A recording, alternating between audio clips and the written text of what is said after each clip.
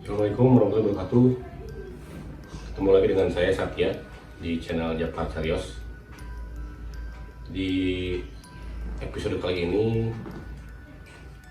saya akan menceritakan sebuah cerita tentang satu keluarga yang habis atau meninggal dikarenakan oleh rumah yang angker lah, mungkin yang angker, yang bisa dibilang rumahnya tuh ada sosok penunggu, sosok penunggu wanita yang berbaju merah, yang bisa disebut mungkin kuntilanak merah. Kejadian ini bermula di tahun 2005. Saya masih kenal dengan orang yang punya rumahnya. Si rumahnya itu hampir seperti tusuk sate lah, jadi pas totokan rumah tapi dia agak ke kiri sedikit. Nah, sebut saja teman saya ini namanya Adi. Nah, saya kenal sama dia itu dari mulai SMP. SMP itu dia pindah dari Jakarta dia tuh. Jadi si Adi ini pindah ke Bandung itu dari Jakarta pas SMP kelas 2 gitu. Suatu hari saya sama teman saya ini tuh main di rumahnya lah. Kalau dulu kan masih zamannya PS mungkin ya, main PS, main video game gitu lah. Kita main di rumahnya itu lantai 2. Dan kebetulan kamar si Adi ini di lantai 2. Pas kita ke rumahnya Adi itu sekitar jam setengah 8 lah, jam setengah 8 tuh orang tua dan kakaknya tuh mau pergi ke rumah saudaranya, katanya di Kiara Condong.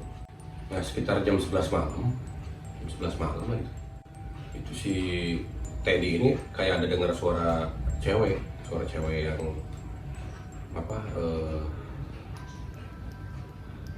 ya lagi ngobrol lah gitu, nggak tahu ngobrol lagi gimana, pokoknya kayak bergumam gitu si cewek itu kayak tapi jelas kedengeran katanya. Terus si Adi bilang, oh itu mungkin tetangga, katanya kan emang tetangganya Adi tuh rumahnya kan si lantai 2 itu dekat banget lah sama kamarnya Adi, si balkonnya tuh. Mungkin lagi ada yang ngobrol katanya. Oh ya. Nah, si Andri ini dia ke WC jam 11 tuh. Yang di ngilu ke WC, jadi katanya ikut ke WC itu di sana, katanya WC-nya di ujung ke kanan katanya. Ke WC lah si Andri. Nggak lama kemudian, paling sekitar 20 detik lah mungkin ya, kayak ada orang lari gitu kan. Kebetulan si lantai 2-nya itu papan, jadi bukan tehel kayak gini, bukan keramik gitu, bukan, jadi dia papan. Jadi kalau ada orang yang jalan tuh atau lari itu kedengeran sekali lah gurururu. Pas kita kaget, siapa ya ini, pas si Andri ini kayak duh. Terus si Adi bilang, kunaon di gitu. Itu katanya tadi pundak saya ada yang megang, katanya ada yang halus gini. Pas saya lihat lagi kencing, pas ada yang halus gini, pas saya lihat ke bawah ke belakang tuh gak ada siapa-siapa. Si Andri nyangkanya Teddy atau saya atau si Adi yang iseng gitu kan. Terus dia bilang, enggak ya, kita lagi main PS di sini kok. Di situ si Teddy agak-agak mulai kelihatan takut gitu kan. Nah, tadi saya dengar ada cewek yang ngomong, yang kayak ngobrol, cuman suaranya pelan banget gitu, kayak pelan lah gitu suaranya. Jam setengah 1 orang tuanya si Adi datang gitu kan. Datang pas itu dia ngetok pintu, dibukain sama Adi, terus kayak kedengeran kayak ada yang suara yang lagi diskusi gitu kan. Terus kita inisiatif lah, kita bantuin, takutnya ada yang harus dibawa gitu kan. Oh, ada yang mau dibawa? Oh, enggak, katanya ini tante, katanya ya, ibunya Adi, katanya agak kurang enak badan katanya gitu kan. Oh iya, terus mau istirahat dulu, kalian di atas, katanya kalian tidur di sini aja, katanya, baru besok pagi-pagi baru pulang. Pas udah pagi, sekitar jam 8 kita pulang ke rumah masing-masing. Sekitar jam setengah 10 si Adi ke rumah. Si Teddy katanya nyamper ke rumah. Kenapa katanya? Katanya si Andri sakit, katanya gitu kan. Sakit apa? Nggak tahu, katanya sakit. Ya katanya ibunya tuh telepon pakai kan dulu kan pakai telepon rumah, masih telepon rumah. Bilang katanya, Andri semalam makan nggak katanya. Terus saya bilang, ya Andri mah kita makan bareng-bareng kok Bu, kenapa? Iya kayaknya kok kayak yang badan itu kayak pucat katanya, lemas gitu kan.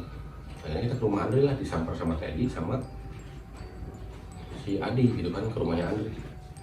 Pas kita ke rumahnya Andri, kunaon, kenapa katanya? Nggak tahu katanya, badan saya jadi meriang, nggak enak katanya gitu, sakit. Akhirnya itu di situ sekitar 1 jam lah, pulang lah gitu. Pas besoknya kan biasa berangkat sekolah kan, kita hari Senin kita berangkat sekolah, si Andri nggak masuk. Dia bilang ibunya nitip surat, tolong kasihin ke wali kelas katanya, ini Andri izin nggak masuk karena sakit. Oh iya Bu, nanti kita kasihin. Akhirnya berangkat, pas pulang biasanya kita kalau dari depan pas angkot turun itu ke dalam kita pakai beca biasanya. Kalau misalnya berempat kita satu beca, berdua gitu kan, jadi 2 beca. Ini bertiga, jadi akhirnya kita jalan.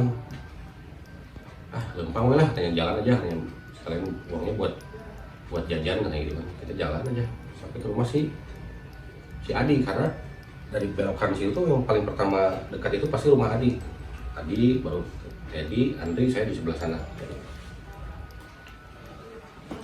Nah, pas dilihat di depan rumah si Adi ini, kok kayaknya ada banyak keluarga yang ramai gitu kan, ada apa. Pas kita masuk ke dalam, rupanya ibunya Adi ini pingsan katanya gitu kan, lagi masak, mau ke kamar mandi, mau cuci ya perabotan lah, katanya jatuh ibunya sih, mendadak pusing terus jatuh, dan sekarang mau dibawa ke rumah sakit.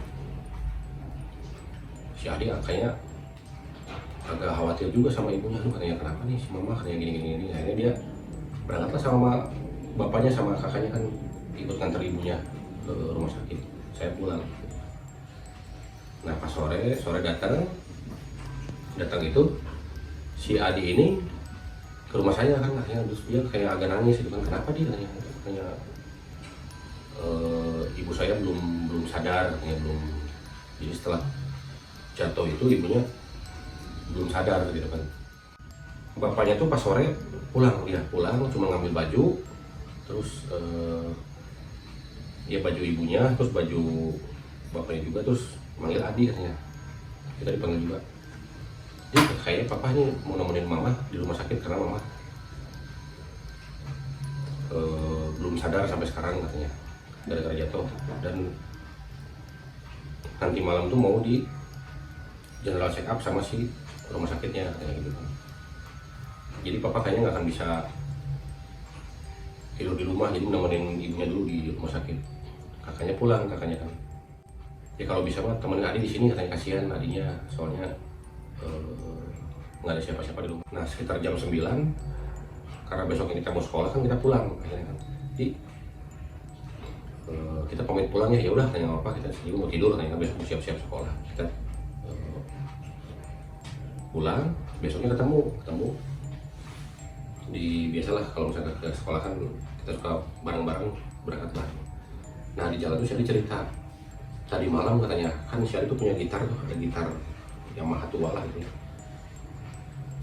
Nah si Adi ini punya gitar, si Adi bilang ini sekitar jam 12 malam, jam 12 lebih sedikit lah mungkin, dia lagi tidur gitu, tiba-tiba si gitar itu berdiri sendiri. Jadi dari yang lainnya kan biasanya kalau naruh gitar tuh kalau nggak dibeginikan di tembok, kalau di bawah di lantai ditaruh gitu biasa. Si gitar ini berdiri sendiri begini, terus dia goyang-goyang begini.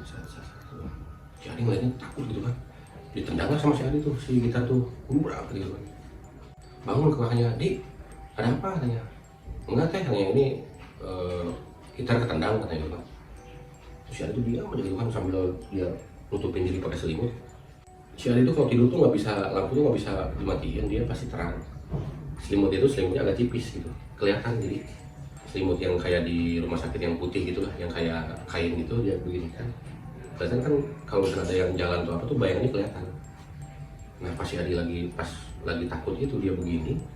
Tadi malam tuh kayak ada cewek, katanya cewek, tapi rambutnya panjang katanya gitu kan, cuman dia diem aja di depan kamar saya itu diem. Si Adi ngeliat dari bayangan, kok ada kayak bayangan apa sih, kayak sama-sama kelihatan kayak ada sosok gitu. dia berdoa, dia baca-baca ya sebisa-bisa dia,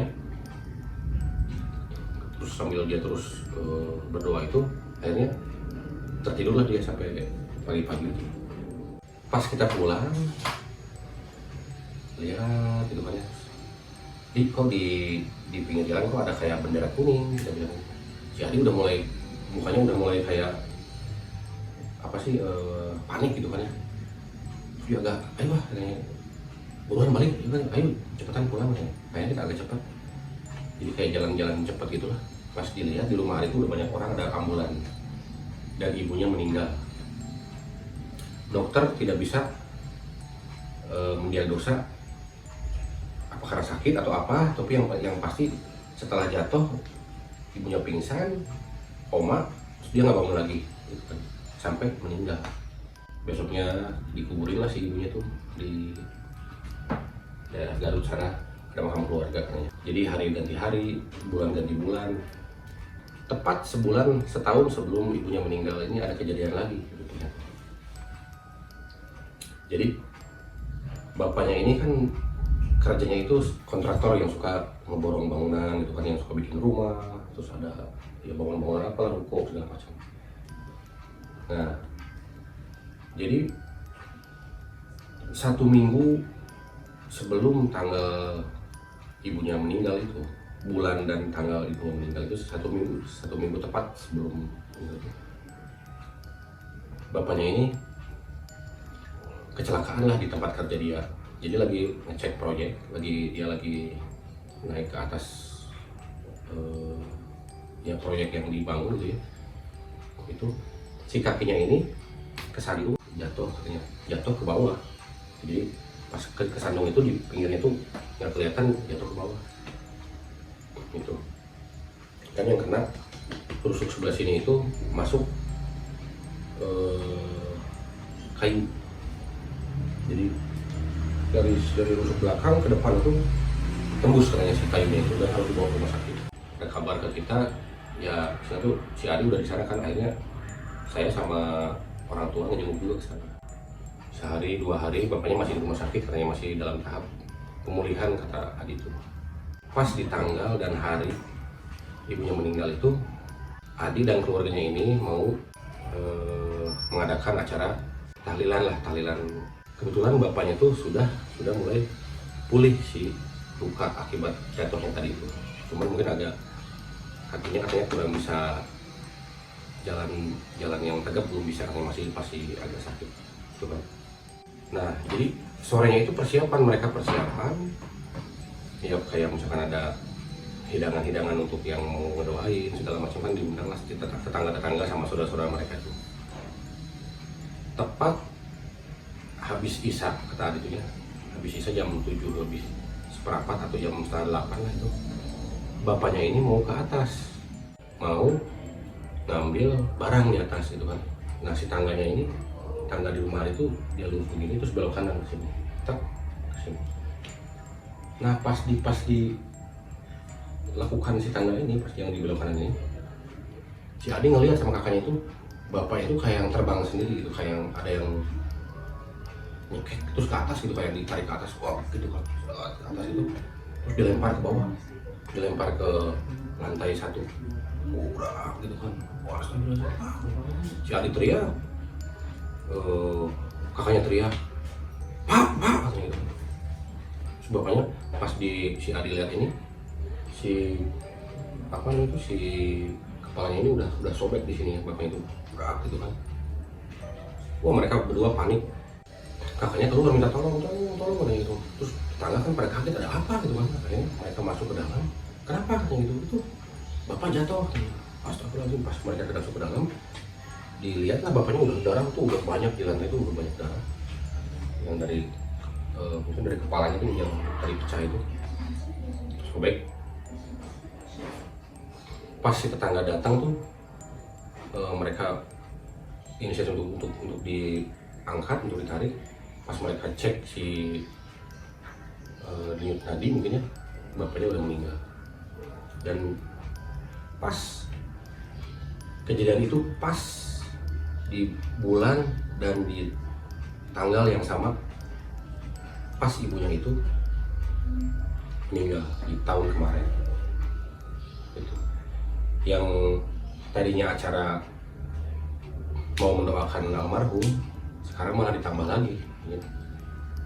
Harus adik dan kakaknya itu harus berduka untuk yang kedua kalinya,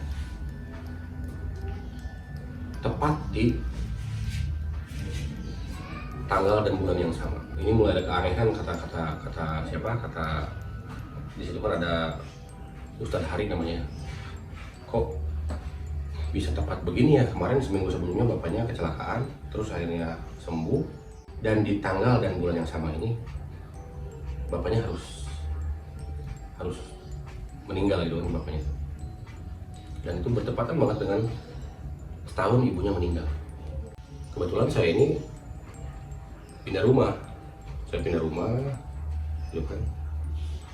Kita nggak ketemu tuh karena waktu itu beda SMA tuh, mungkin selang sekitar 4 tahun lah, mungkin 4 tahun ketemu lagi saya dengan Adi. Malam minggu itu kita tidur di rumahnya Adi. Dan yang biasanya kalau dulu rumahnya Adi tuh biasanya ada bapaknya, ada ibunya, kan sekarang sepi, cuma Adi dan kakaknya berdua di rumah itu. Dan kebetulan kakaknya ini sudah menikah, kakaknya Adi ini yang cewek ini kan. Semalam lah, itu pas malam itu sekitar jam 9-10 lah, kakaknya ini mau ke rumah mertuanya, kakaknya berangkat aja. Nah pas malamnya itu sekitar jam 12:30 lah mungkin ya. Nah pas di kamar, pas lagi ngobrol, kita ngedengar ada langkah kaki kayak orang naik tangga, cuman pelan, tak tak tak, karena si tangga ini dia pakai papan kayu gitu, jadi kedengeran plek tak tak tak. Seperti kita bertiga tuh nanya, di kita Esa di handap, terus si Adi bilang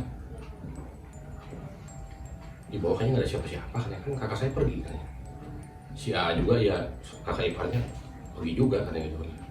Nah, terus kita nggak eksaha tuh ya, pas lagi kita mau tidur tuh kan kita ya suka sambil ngobrol-ngobrol lah, ngobrol pelan-pelan. Di sebelah kamar Adi ini kan kamar kakaknya nih gitu. Itu kayak ada suara cewek yang lagi nangis. Kita jam 10 kita pada pulang, Adi sendiri di rumah tuh, si Adi tuh. Sekitar sore lah kakaknya datang kan sama suaminya. Pulang itu kata Adi tuh si kakaknya ini, jadi muka kakaknya itu jadi lebih pucat gitu kan, ini pucat, terus ini tuh kantong mata tuh seperti orang habis begadang gitu kan. Si kakaknya itu istirahat lah ke kamarnya. Si Adi ini manggil suaminya kan, suami kakaknya. Ah, sini katanya. Tadi malam tuh katanya ada yang kayak jalan ke atas ya, jalan dari bawah ada yang naik tangga katanya gitu. Dan di kamar teteh, hanya di kamar sebelahnya, di kamar ini kadang-kadang ada suara cewek yang nangis katanya gitu. Suami kakaknya bilang, aduh jadi berarti kalau ini mah kita harus manggil orang bisa katanya. Jadi pas habis maghrib, Adi dan kakak iparnya tuh ke masjid lah, ke Ustadz situ kan, Ustadz Hari tadi. Dia menceritakan lah, Adi menceritakan kejadian semalam yang dialaminya. Katanya, Pak Ustadz ini saya mesti bagaimana katanya gitu kan. Kata Pak Ustadz tuh, coba tuh saya ada teman katanya, ya Pak Ustadz ini ada teman yang memang ya orang bisa lah katanya gitu kan ya. Nanti kita undang aja ke sana. Bisa, datanglah si Pak Ustadz ini. Sama ada satu bapak lah dia. Pas masuk, si bapak temannya Pak Ustadz ini langsung bilang, astagfirullahaladzim katanya. Kang, dia panggil ke Pak Ustadz, Kang Hari katanya, bisa tolong panggil yang anak tadi yang ngobrol sama Akang. Siapa tadi? Adi ya? Adi. Nah, dipanggil lah. Jadi Adi dipanggil, kakak iparnya dipanggil, tetehnya juga dipanggil katanya. Kalian selama di sini sering sakit katanya gitu kan. Oh iya Pak katanya, kita sering sakit yang ya katanya sakit-sakit ringan lah Pak katanya. Sakit ya kayak flu, terus agak badan meriang, terus si bapak tadi kayak ngerutin dahi gitu kan. Waduh, kenapa gitu Pak, ditanya sama Adi ini. Terus bapak ini bilang, ini rumah ini energinya negatif kan. Jadi si energi rumah itu jelek banget katanya untuk ditinggalin, kata si bapak tadi itu. Biar saya sama Kang Hari sama Mas Adi aja yang di sini ya katanya, yang saya mau coba untuk ngebersihin rumah ini katanya gitu kan. Dia bilang mau diruqyah katanya rumahnya itu. Oh ya silakan Pak katanya. Akhirnya kakaknya Adi ini sama suaminya ke masjid lah, dia di sana dulu.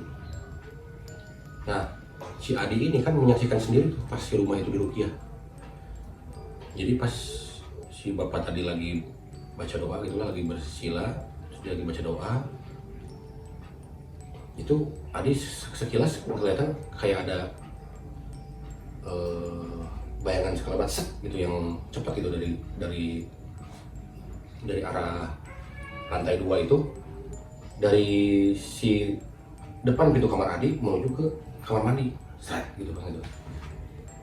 Terus jadinya kaget kan, terus dia bilang sama Pak Ustadz tuh, Pak Ustadz itu tadi Bapak lihat nggak? Lihat apa nih? Itu ada bayangan yang berkelebat katanya gitu.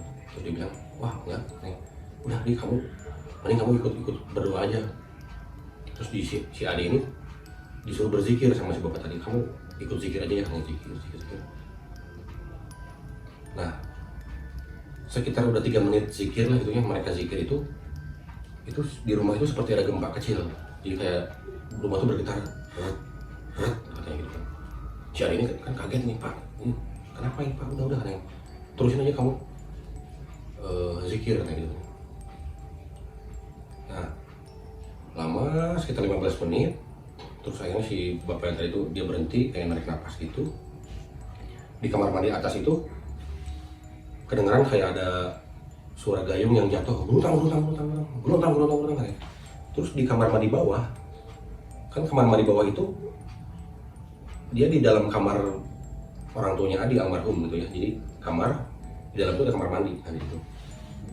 Itu ada seperti suara lantai yang rusak gitu, rantai yang apa sih, kalau batu tuh yang gerak patah gitu kan, gerak katanya gitu kan. Terus si bapak yang tadi yang dibawa sama Pak Ustadz itu dia bilang, nah katanya kita cek ke kamar mandi yang tadi katanya gitu kan. Akhirnya mereka masuk ke kamar almarhumah bapak ibunya Adi itu karena mau cek si kamar mandi.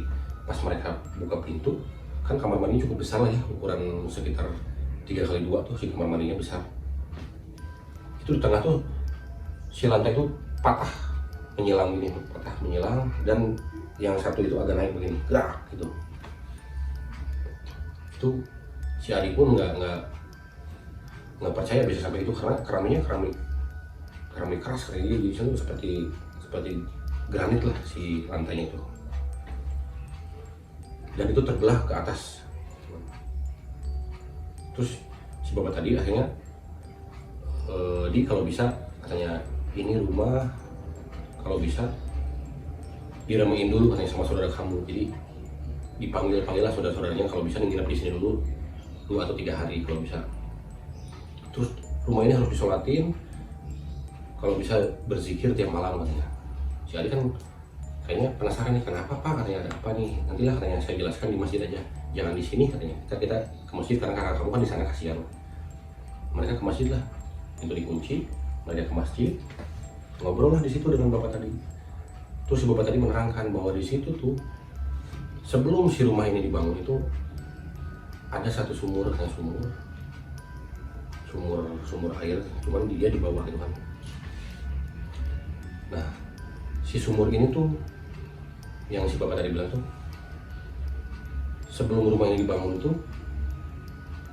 kayaknya ada seseorang atau siapalah, mungkin zaman yang udah lama mungkin ya, masih belum itu, ada yang membuang mayat ke situ, dan itu si mayat ini minta disempurnakan. Yang tadi malam kamu dengar ada orang jalan naik tangga, itu perempuan tadi, dan sosok ini tuh bukan hanya sendiri, karena pas saya masuk ke dalam juga ini ada beberapa sosok. Yang satu ada tinggi besar, yang hitam tinggi besar, yang satu lagi sebelah sana ada seperti anak kecil. Mungkin yang si Adi bilang, oh itu mungkin kenapa si gitarnya itu bisa waktu itu yang berdiri yang dia goyang-goyang itu mungkin karena anak kecil ini, sosok anak kecil hitam itu Terus dia banyak bulu kan, banyak bulu. Nah, yang bapaknya itu yang seperti dicekik itu oleh si sosok yang tinggi besar tadi. Dan si bapak ustadz tadi ini menyarankan pindah katanya. Nah, setelah 3 bulan dari kejadian itu, kakaknya tinggal sama mertuanya dan adik pun sama tantenya. Rumahnya sekarang terbengkalai, jadi nggak diurus lah selama 3 bulan itu. Dan yang paling ininya, setiap ada orang yang lewat situ itu lampu khusus itu selalu berkedip kalau jam 12 malam. Dan pernah kejadian waktu itu, pernah sekali kejadian ada tukang sate dipanggil katanya, ada ya. Jadi rumah itu tuh tukang sate itu dipanggil pas di rumah adik itu ada perempuan, katanya dia pakai baju merah, perempuan tuh, terus rambutnya panjang katanya, manggil tukang sate. Dia nggak bilang apa-apa, dia cuma bilang, ya bukan bilang, dia cuma nunjuk sate gitu aja, satu. Jadi mungkin kalau kita bilang tuh 1 porsi gitu. Promotor ini ngasih uang gitu, ngasih uang gitu. Terus dia masuk. Nah, pas si bapak ini, si tukang sate ini menerima uang ini, pas dia lihat jadi daun. Dan pas dia lihat ke rumah tadi, perempuan tadi itu, si perempuan itu, jadi pintu itu bukannya dibuka, jadi dia lewat langsung nerobos si pintu. Saking kagetnya si tukang sate tadi, si rodanya sampai ditinggalin, dia lari ke warung, nggak tolong gitu lah akhirnya. Nah, dan sampai sekarang pun mungkin si rumah itu tuh masih sering ada kejadian-kejadian yang cukup mengerikan. Jadi mungkin itu saja cerita dari saya, yang mudah-mudahan keluarga yang menempati si rumah ini tuh tidak mendapatkan kejadian yang dialami oleh keluarganya Adi. Buat sahabat Japar semua, jangan lupa di subscribe, di komen, dan di share ke teman-temannya agar si channel ini bisa terus berkarya. Assalamualaikum warahmatullahi wabarakatuh.